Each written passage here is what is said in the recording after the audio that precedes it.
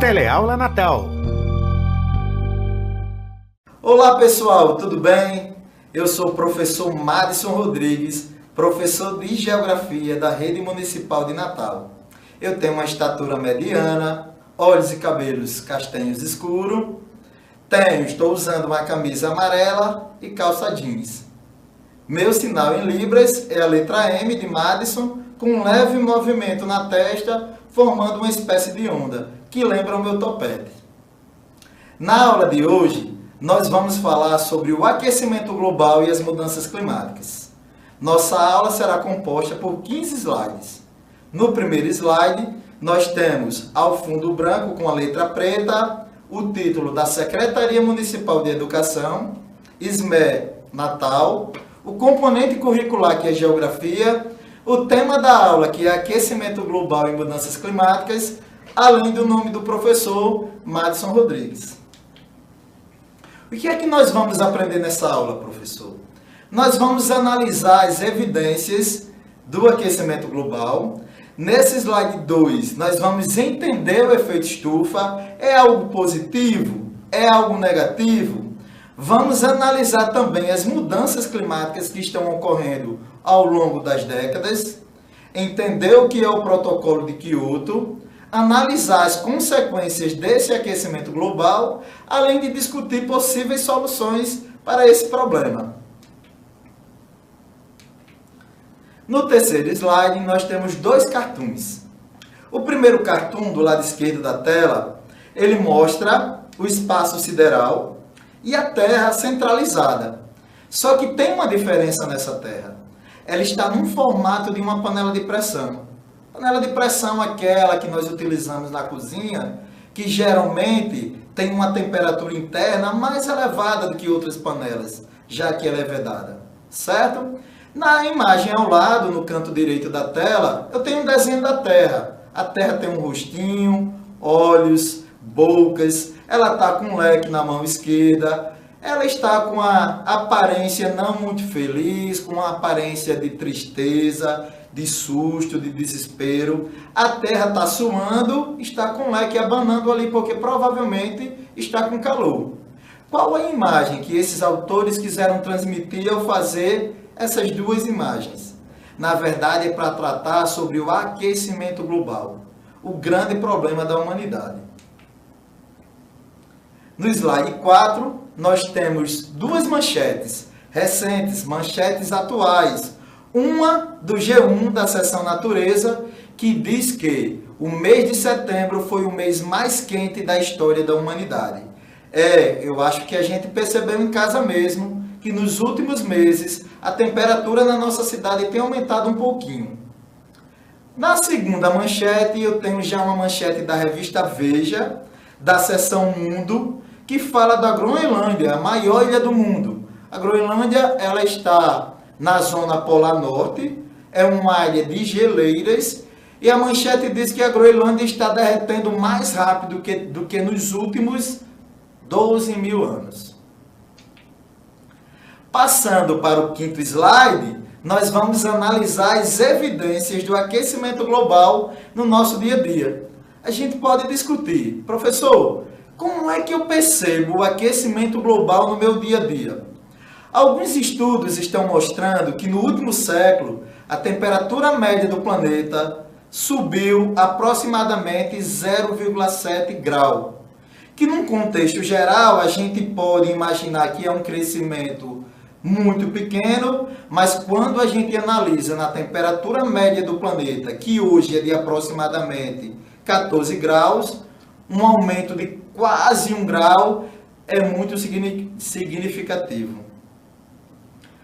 Outra evidência do aquecimento global no nosso dia a dia são os furacões, que acontecem geralmente quando as águas dos oceanos ficam quentes demais. Então a gente vem percebendo que nos últimos anos as presenças de furacões, presença de tufões estão cada vez maiores. A gente assistindo um telejornal, lendo uma revista, cada vez mais comum, devido ao aquecimento das águas dos oceanos. Algumas geleiras, que são tidas como geleiras eternas, que não derretiam nem nos verões, estão derretendo. É uma outra evidência do aquecimento global. Enchentes em algumas cidades, secas em outras, também são evidências do aquecimento global. Nos últimos anos, a região sul do Brasil, que quando a gente fala em seca no Brasil, a gente pensa logo na região norte, mas nos últimos 2 anos, a região sul do Brasil vem sofrendo com sérias secas. Seria uma característica da região ou evidência do aquecimento global? E por último, ondas de calor ao longo do mundo que já mataram milhares de pessoas. E aí, gente, para falar em aquecimento global, nós temos que falar no efeito estufa. E eu pergunto para você, o efeito estufa é algo bom ou ruim? No slide 6, eu tenho um GIF que mostra o efeito estufa. Um GIF animado, mas que antes de falar, de descrever esse GIF animado, eu quero explicar para vocês o que é uma estufa. Professor, o que é uma estufa? Uma estufa é um objeto, é um local onde a temperatura interna é maior do que a temperatura externa. No nosso dia a dia, professor, onde nós encontramos uma estufa? Numa lanchonete. O ambiente onde guardam salgados é uma espécie de estufa. Ou seja, eles colocam o salgado ali para que a temperatura do salgado fique sempre elevada. Um outro exemplo de uma estufa no nosso dia a dia, professor. Imagine que eu estaciono meu carro no meio da rua, a céu aberto, meio-dia. 2 horas da tarde eu volto para o meu carro. Ao abrir a porta do carro, eu vou perceber que a temperatura interna do carro é muito superior à temperatura externa do carro. Professor, o que foi que aconteceu? O calor do sol entrou com facilidade no carro, parte desse calor saiu do carro, mas uma grande parte não conseguiu sair, aquecendo o interior do carro. Na Terra acontece mais ou menos a mesma coisa. E aí eu vou falar sobre o GIF. O GIF sobre o efeito estufa mostra mais ou menos a Terra em movimento. Em volta da Terra eu tenho uma camada de gases, eu tenho o Sol radiando o calor para a Terra e percebo que parte desse calor chega à superfície e reflete, mas uma outra parte fica concentrada na Terra. E agora eu respondo a pergunta inicial. O efeito estufa é algo bom ou ruim? Por si só, o efeito estufa é algo natural e que faz bem ao meio ambiente. É justamente devido ao efeito estufa que nós temos vida na Terra. Falei no slide anterior que a temperatura média da Terra era de aproximadamente 14 graus. Se não existisse o efeito estufa, a temperatura média da Terra seria de aproximadamente menos 15, menos 18 graus. O que é que acontece? A vida no nosso planeta seria totalmente diferente do que a gente conhece hoje. Talvez não existisse uma grande biodiversidade como existe hoje. Então, o efeito estufa por si só é algo positivo. Mas você pode perguntar, professor, e por que quando se fala em efeito estufa, se fala sempre de forma negativa? Vamos para o slide 7 que eu responderei. O grande problema do efeito estufa é a intensificação desse efeito estufa. Aí na tela eu tenho um infográfico que diz, entenda o efeito estufa. Então eu tenho o desenho de uma Terra centralizada ali, eu tenho uma camada de gases envolvendo a Terra. Percebo também uma floresta queimando, liberando poluição. Eu percebo fábricas liberando poluição. Tem um caminhão ali também liberando poluição. E eu tenho o Sol com a radiação solar para a Terra. O que é que acontece, gente? Como eu falei anteriormente, o efeito estufa é natural, importante para a vida no nosso planeta, só que a intensificação desse efeito estufa, o aumento desse efeito estufa é o grande problema. E como é que acontece essa intensificação, esse aumento do efeito estufa, professor? através da ação antrópica. Não conheço essa palavra. O que é ação antrópica? É a ação do homem. Então, no slide 8, a gente mostra como o homem interfere no efeito estufa, que é algo natural, mas que o aumento dele é provocado pela ação do homem. Tem 3 imagens aí. A primeira imagem do lado esquerdo, abaixo da tela, eu tenho queimadas no Pantanal em 2020. Para quem está acompanhando noticiários de uma maneira geral, telejornais, lendo sites, já percebeu que ao longo desse ano várias queimadas aconteceram no Pantanal e na Amazônia. Essas queimadas geram uma poluição atmosférica muito grande. Segunda imagem, a imagem está centralizada aí na tela. Eu tenho uma área de industrialização na China. A China hoje é um país extremamente industrializado e o país que mais gera gases que intensificam o efeito estufa. Professor, por isso que mesmo antes da pandemia, os chineses andavam com máscaras, né, nas ruas, justamente, mesmo antes da pandemia, dependendo da cidade chinesa, a gente percebia pessoas com máscaras nas ruas, justamente para diminuir o impacto da poluição na vida dessas pessoas. A terceira imagem, no canto direito superior, tem uma poluição dos carros. Né? Os carros que utilizam basicamente os combustíveis fósseis como fonte de energia. Professor, quais são os combustíveis fósseis? São 4. Petróleo, juntamente com seus derivados. E quais são os derivados do petróleo? Gasolina, óleo diesel, querosene. Eu tenho carvão mineral, muito utilizado lá na primeira Revolução Industrial. Eu tenho o gás natural e tenho urânio. E esses 4 combustíveis fósseis apresentam 2 grandes problemas. O primeiro grande problema dos combustíveis fósseis são recursos finitos, não renováveis, esgotáveis. Segundo grande problema dos combustíveis fósseis, geram uma poluição atmosférica muito grande. Então, a queima dos combustíveis fósseis nas indústrias e nos automóveis gera o aumento do efeito estufa. No slide 9, nós temos as consequências desse aquecimento global. Olha só como é uma série em cadeia, prestem bastante atenção. Eu tenho o efeito estufa, que é algo natural e que faz bem para a Terra.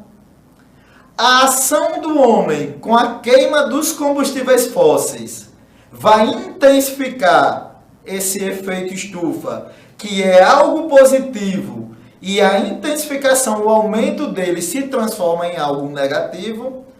Esse aumento do efeito estufa vai gerar o famoso aquecimento global.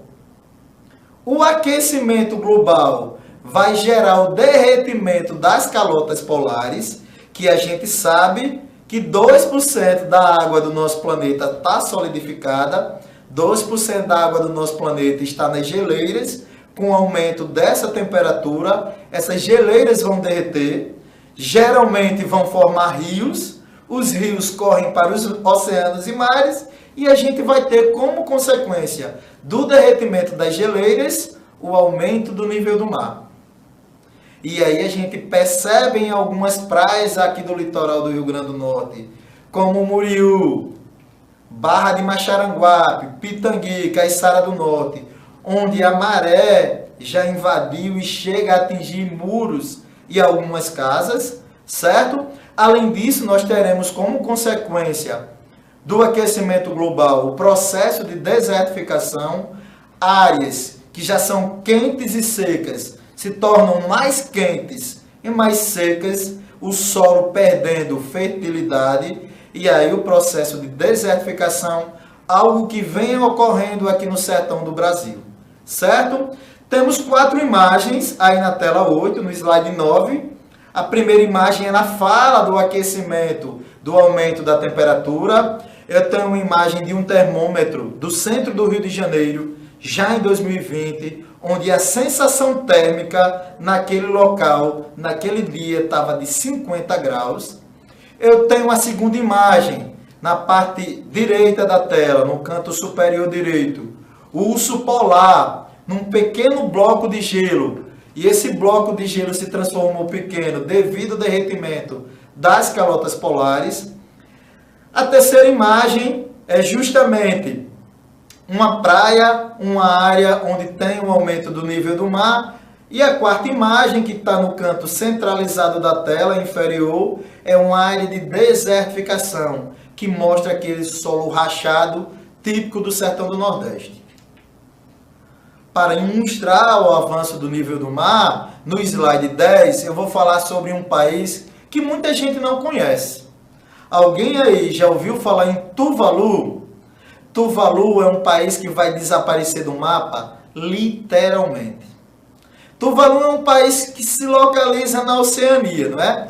No canto central da tela, eu tenho um mapa da Oceania. Tem ali a Austrália, que merece destaque, é o maior país da Oceania. E a nordeste da Austrália, eu tenho um conjunto de ilhas que a gente chama de Polinésia. Um arquipélago da Polinésia é Tuvalu. Um país pequeno, um dos menores do mundo, menos visitados do mundo. Tuvalu, para ter uma ideia, é 6 vezes menor do que Natal. Tem uma população de aproximadamente 11 mil habitantes.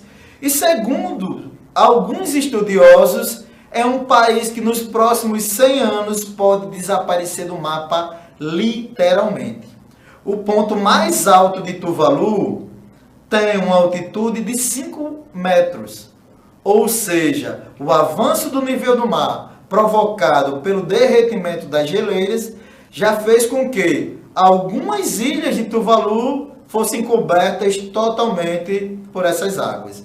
Então, a primeira imagem que eu tenho na tela ali, ó, canto esquerdo superior, é a imagem principal desse país. Eu tenho a pista de pouso no meio, eu tenho algumas casas de um lado, algumas casas do outro e o oceano no entorno de Tuvalu. No centro, eu tenho uma imagem que lembra a bandeira de Tuvalu e na parte superior direita, eu tenho uma garota andando de uma motocicleta numa área onde era uma estrada e que já está coberta pela água do mar devido ao avanço do nível do mar nesse país.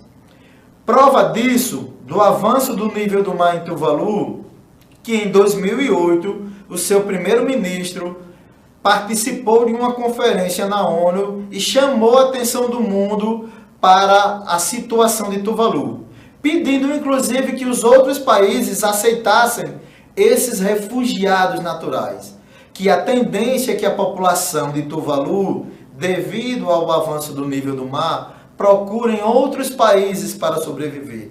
A Austrália já pode receber, a Espanha também já tem interesse de receber. Passando para o slide 11, você pode questionar, professor, ninguém se preocupa com o meio ambiente, até agora você está apresentando problemas e não há nenhuma preocupação, nenhum interesse a nível mundial para resolver esse problema. E aí a gente vem para uma conferência que foi realizada no Japão, no ano de 1997, na cidade de Kyoto, onde os países industrializados assumiram um compromisso que tinha como objetivo reduzir em 5,2% a emissão de gases que provocam o efeito estufa. Eles deveriam levar em consideração os dados de 1990 e ao longo de 15 anos, ou seja, de 1997 até 2012, esses países teriam que atingir essa redução dessa poluição. Só que alguns países perceberam o seguinte, que para reduzir a poluição atmosférica, você tinha que reduzir a industrialização. Colocaram na balança entre o crescimento econômico e a preservação ambiental e deram prioridade ao crescimento econômico. Então, os países que mais poluem recuaram no protocolo de Kyoto. Então, o protocolo de Kyoto tem sua importância quando fala em ações e metas para reduzir o aquecimento global, mas ele não teve um êxito total, certo? Temos uma imagem no canto superior direito que tem o globo e alguns braços com várias pessoas assinando esse documento, que seria esse protocolo de Kyoto, protocolo que defende a redução da emissão de gases do efeito estufa. No ano de 2015, já na França, né? No slide 12, a gente tem o famoso Acordo de Paris. O Acordo de Paris, na verdade, é uma espécie de evolução do Protocolo de Kyoto. No Protocolo de Kyoto, o objetivo era: os países desenvolvidos devem reduzir a poluição de gases que intensificam o efeito estufa. Já no Acordo de Paris, ele é mais global. Ele não leva em consideração somente os países desenvolvidos, e sim que todos os países, tanto os países desenvolvidos quanto os países subdesenvolvidos ou em desenvolvimento, devem estabelecer metas para reduzir esses gases que intensificam o efeito estufa. Aí eu tenho uma logomarca no canto superior direito, uma logomarca da conferência que foi realizada em Paris. Então eu tenho um formato de uma folha verde com um amarelo que representa o sol e a Torre Eiffel, que é o símbolo principal daquela cidade. Possíveis soluções no dia a dia, como é que a gente deve fazer? No slide 13, nós vamos apresentar duas possíveis soluções. Uma é falando sobre o uso de transporte coletivo. Aqui no Brasil, cada vez mais as pessoas sentem a necessidade de ter um carro próprio. Já nos países desenvolvidos, não. Você está assistindo um filme estadunidense, uma série europeia, você percebe que existem pessoas de uma classe social até elevada, com uma profissão boa, mas que utilizam os transportes públicos, utilizam ônibus, utilizam metrô. Aqui no Brasil a gente tem um transporte público que tem uma qualidade duvidosa. Então a gente precisa um investimento maciço nessa qualidade desse transporte público para que a pessoa deixe essa necessidade de sair no seu carro individual e usar o transporte público. Eu tenho uma imagem aí no lado esquerdo que mostra a grande quantidade de carros que levam a mesma quantidade de pessoas que um ônibus pode levar. Nessa imagem também apresenta uma bicicleta. Hoje aqui em Natal a gente vê crescente o ciclismo como prática esportiva, mas também a gente vê crescente esse ciclismo como um meio de transporte, como um meio de deslocamento de casa para o trabalho ou do trabalho para casa. Uma outra solução para reduzir os gases que intensificam o efeito estufa é o uso de uma energia limpa. Aí você pode questionar: professor, energia limpa é aquela que não gera agressão ao meio ambiente? Não, não existe esse tipo de energia. Todo tipo de energia gera agressão ao meio ambiente. Só que os combustíveis fósseis, que eu citei no início da aula, né? Petróleo, carvão mineral, gás natural, urânio, geram uma poluição atmosférica muito grande. São esses combustíveis que são responsáveis pela intensificação do efeito estufa. E a ideia é substituir esses combustíveis fósseis por fontes alternativas de energia. Fontes que gerem menos agressão ao meio ambiente. E aí na imagem eu tenho duas mãos. Uma mão que tem uma chaminé de uma indústria, gerando uma poluição atmosférica. Tem um X aí como se fosse algo negativo. E na outra mão eu tenho um aerogerador que representa a energia eólica, que é uma energia limpa, uma energia renovável. Vale lembrar que o Rio Grande do Norte é o maior produtor de energia eólica do Brasil. É aqui que nós temos ventos fortes e abundantes. Então aqui a gente tem uma riqueza, uma energia renovável e que gera uma menor agressão ao meio ambiente. Outros tipos de energias limpas. Eu tenho a energia solar, que no Rio Grande do Norte, devido à nossa localização próximo ao Equador, tem uma insolação bastante intensa. Então podemos transformar o calor do sol em energia elétrica, entre outras, maremotriz, a hidrelétrica. Então só lembrando que energia limpa não é aquela que não polui. é aquela que gera uma agressão, mas uma agressão mínima. Ok? Para terminar a nossa aula, no slide 14, eu tenho uma frase de Mahatma Gandhi, que diz: o futuro dependerá daquilo que nós fazemos no presente. Obrigado e bons estudos.